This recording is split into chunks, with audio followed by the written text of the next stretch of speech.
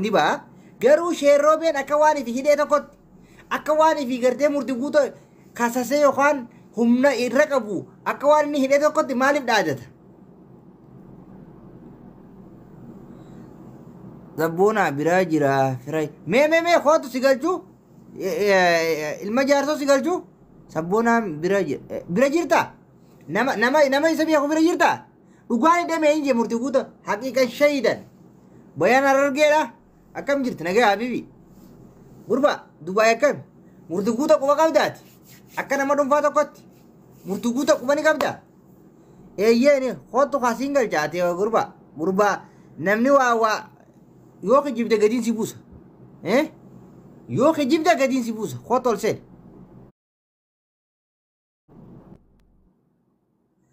namitti Samira Dr. Samira Ardi jettu namitti dalfaso yoom nama waliin buuse murtii guutuu aboo ummatu keenya kan jara nama kaartii qabatanii waan barreessin asirratti nuti nama gurguddaadhaati waa namaan jechuun barbaannu ilma jaarsoo oo sabboona salaam alaikum eessa jirtan biyya yaa mee biyya eessa jirta ani maa wadaa hin jira awwajaay maaliif beekte duuba murtii guutuu finfinnee jira finfinnee jira niin beeka waan firasaa ta'eef firasaa akkam maan balaa isaati eessa murtii guutuu firisaa arargee lixaa jira arargee baa jira warra soddaa isaatiin hin jee warra soddaa isaa kam warra soddaa qaba murtii guutuu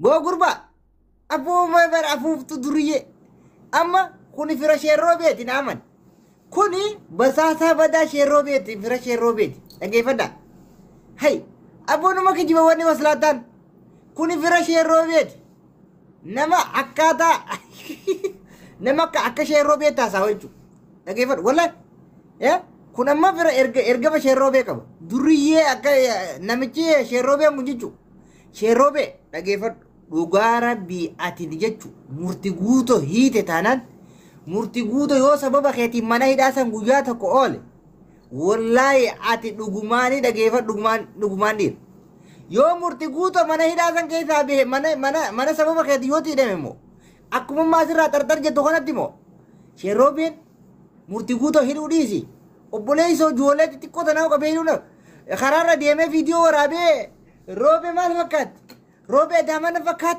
robe hududa lana fakat robe dabbara lana fakat ejumale hay murti guutuu kamii ta sheekat sheerobe wallahi murti guutuu hidhuu dandeessu obboleessoo hay kuni murti guutuu hidhuun sadarkaa nama gaafata murti guutuu mootummaan hay namichi moojii si qabannaan dantaa teenyaa kunoo shookaa keessan teessu murti guutuu moodi si qabannaan ati murtii guutuu haayida mu'etta obboleessoo murtii guutuu waan balleessan qabu murtii guutuu akka nama tokkotti laayivii tiiktook irra miidiyaa irra jiraata murtii guutuu ganda namaan tuqu murtii guutuu konfidensii qaba haasawa beeka dhiira hay kanaaf jecha sheerroobii ati osoo maqaa sheekaa qabdu gabbaatee ifiif gosa keessa amma murtii guutuu kun dhugumaa hidhamee sheerroobii kana gadiin garagalchuu ta'a wallaahi sheerroobii kana dhukkeen irraa kaasu ta'a yoo murtii guutuu dhuguma hidhame immoo yoo murtii guutuu akkuma inni jiru kanatti harka keessaa qabaate moo shorrebe sheer markayyaan kun sheer markayyaa wallahi sheerroobee moo sheer markayyaa murtii guutuu dhugumaan hidhame taanaan sababa keetiin faa keessaa hidhame taanaan wallahi murtii guutuu yoo sheerroobeen siidhe goolii si galchee siidhe moo laal hidhaa dhiisiti gaaf tokko wayiitiin isinitti majira keenya wallahi hidhaa moodii takkaatu jira gurbaa tokko nuti biyya teenya jechuudha mana isaa hulaa dhiinee cabsineeti na dhageeffadha mana isaa hulaa dhiinee cabsineeti nurra guddaadha nuti xixiqqishoodha jechuudha ijoollee xixiqqoodha hin tuffanneetuma mana isaa kana hulaa qorqorroo cabsine nuti gaafa hulaa cabsinu maal godhe nu sodaachisuudhaaf jechuudha poolisii xixiqqoo milishaa ganda keessaa kana qarshii 10 inni isinii kana ijoollee tana mana hidhaa geessaati mana hidhaa geessaa yeeni qarshii 10 kanneef waraanni milishaan gandaa san nu qabee fuudhee mana barumsaa nu geesse balaataa hulaa nu qolofse amma moodii san fayyadamee na fakkaate murtii namicha kunis moodii milishaa waa kanneen murtii guutoo hidhee moodii irra qabachuu jira jechuudha. Murtii guutoo yoo namichi kun moodii akkasii qabate wallahi milishaadha waa kannee wallahi yoo milishaa waa kannee murtii sheeroobiin kun moodii akkasii qabate wallahi ati siyaasaan beektu murtii guutu mana hidhaa san turuu dandeessaa jechuudha.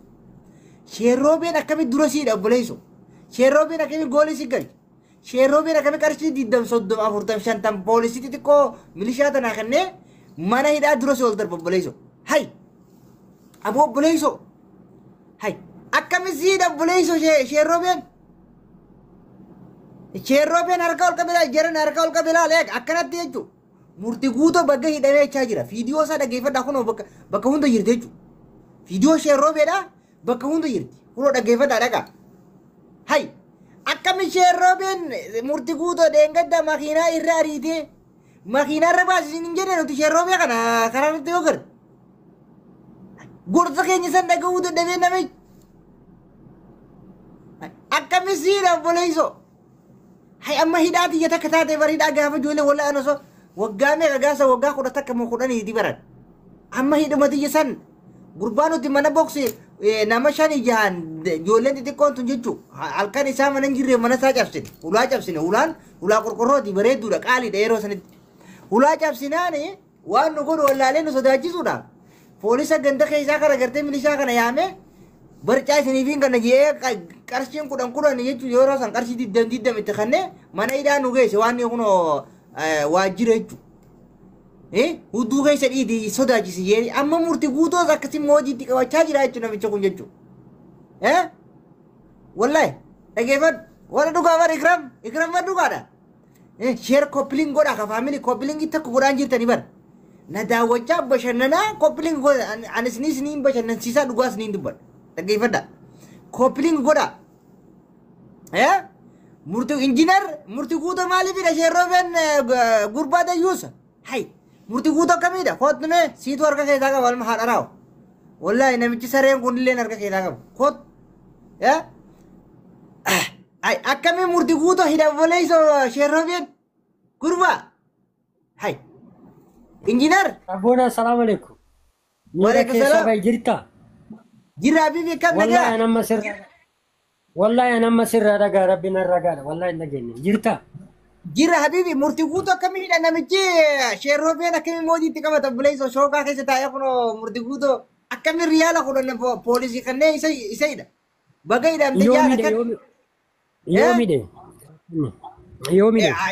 Ganama kana Somaaleen fixaa jirtu kaacina sansanii lallabaa bule ganama kana guna ribaa kee ammas murtii guutoo hidhame jira. Sheerroobeen immoo viidiyoo isaatiin argan. Viidiyoo baga hidhame jiru.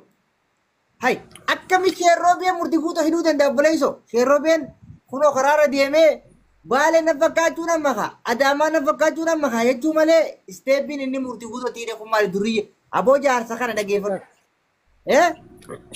Laal sheekar roobe amma fakkeenya osoo murtii guutoo badama fedhe ta'e galata namni harargee tokko biyyoota Suudi Arabiyaa isa fide san silaa hin dagatu beektaa yoo dhugaa ka'idhu taate. Akka anaatitti maaliifii galanni ati naaf taate. Waan sanii sababa kan keeti sheekar roobe waan sanii kuban qabu namichi darba waraanni keessa jira jaaldayyuus faayessa jira waraanni kee waraana qabdaa mi waam tureetti sher goote amma waraana kayitan jiru kaan amma akkanumatti dhufee murtii guutoo dubbii tana adda baafadha jee dhufee bara waraanni halkan lallabaa bula rafa yaa'ii danuu sanii hin danda'u fayitaan amma. Hubattee wanti kun dhugaa baafattee atillee amma dura nama waan argetti lixuu miti beektaa. Laa bar sheerroobeen viidiyoo isaatiin dhagee baran. An viidiyoo isaatiin dhagee baran. Viidiyoo sheerroobeen bakka hidhamee jiru harka gubbaa qabeetitti ilaala akkanatti sheerroobeen bakka hidhamee jira bara. Hay. Murtii guutoo shamarran sagalee ta'uu qabdi kaayisatu itti taree mitiree bakka namni jibbuu inni itti taree wanti kun shamarran sagalee ta'uu fi qaba. Murtii guutoo waan namni tuffatee bari. Shamarran takkitti murtii guutoo sagaleen taatu obboleessu. Shamarran takkittiin murtii guutoo sagaleen taatu beekaa duraan amma hangaatu lafuu takka ta'e biyya keessa lallabaa oolu takka. Kan inni dabbaa dhungate jechuudha. Kan inni aboo murtii guutoo kunillee wallaahi aboo wallaahi garaana nyaate wallaahi. Shamarri dhaggeeffadhu gaafaati shamaraafi gaafaati mootummaa taate shamarri si jaalatti. Gaafa ati mootummaarraa kuftee shamarri sin jaalatu obboleessu. Shamarri Murtii guutuu wallahi shamara Oromoo biraa galata qaba. Maaliif namni qaama jaraa daabboo jaraa asirratti oofaa murtii guutuu itti bade qaama isii ka biraatu akka Oromootitti hin tuffanne beekta. Shamara biraa garuu galata qaba. qaama shamarran Oromoo kam godhe? Hin tuffanne. Maal Hin jechuu tuffanne ati? qaama. Ittuma gatee ziyaaree miidha. Akkamitti tuffatte shamarran Oromoo kana maali? Hin tuffattaat?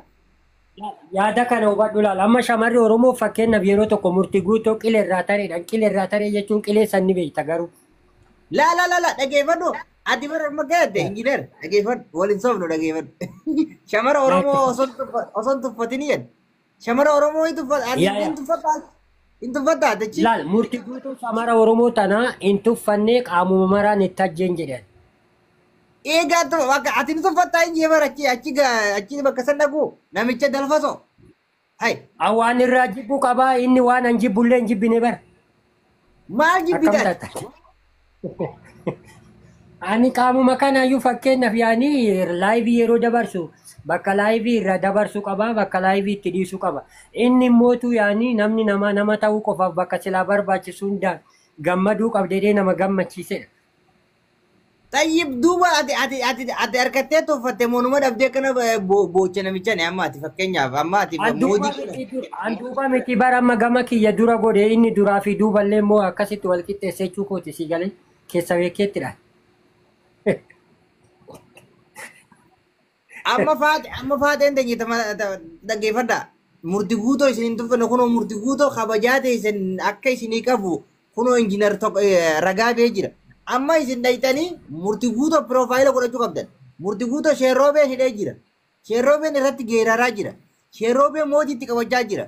Murtii guutoo hidhamuu jechuun shamarran guutuun hidhaa seente jechuudha. Akkasiin injiinar. Hai. Yaa ma sheekaan roobee moo qullaa baadoon baadoo jedhee shamara maraa qullamatti dhaloota Sheekaan roobee hidhamuu qaba wallahi. Wallahi sheekaan roobee hidhamuu qaba. Sheekaan roobee takkittuma saniifuu obboleessoo. Sheekaan roobee faaraadha dhageeffadhu. Qullaadha ji'aati intala dubrummaan qabne fuudhee addunyaa gabaase jechuudha. Saniifuu namni silaa shamarran itti baatee hidhuu qabdu sheekaan roobee. Sheekaan roobee kun bara waa hedduu hidhamuu qaba injiinar. Wallahi sheekaan roobee hidhamuu qaba. Sheekaan roobee dhugaa rabbii akkamitti agaazaa bassi geegesse dheebar Oromoodhaan obboleessi isallee. Akkamitti arga iyyaanii jaay. Sheekaan roobee kun ijaa hin argusi. Wallahi koppiliin godha faamili. Hundi keessanuu. Arguun yoo ati dhibba agartu inni yoo ati dhibba lama agartu inni dhibba arga. Hai amma sheekaan roobee qoy sheekaan roobee. Wallahi dhageeffadhu injiinar. Yoo sheekaan roobee akkuma mootii asirratti qabatu kan akka murtii guutoo hidhu taate murtii guutoo waan jiru qabu. Sheekaan roobee kamiin murtii guutoo hidhamoo? Sheekaan roobee maal keessa jira obboleessoo kun? Basaan? Sheekaan roobee qaama miidhamaadha bara. Qaama miidhamaa? Wallahi inni dhiyoo tana juwaara rabsaan jiru. Juara rabsaan jiru ni. Qaama miidhamaa jechuun kan ko amma mee fakkeenya ijatee ilaali ija isaa ilaali fakkeenyaaf. Sabboona. Mucha. Yoo maaltu gad darbesa? Amma ati eenyu amma murtii guutuu yoo sheekaan roobee hidhe maal jettamee maati? Tarkaanfii akkam fudhachuu qabnam? Yoo dhuguma sheekaan roobee murtii guutuu hidhamu. Tarkaanfii ilaalessaa sheekonni irraa baratte fudhachuu qabna dhugaa rabbi akka qeerrootitti. La sheekaan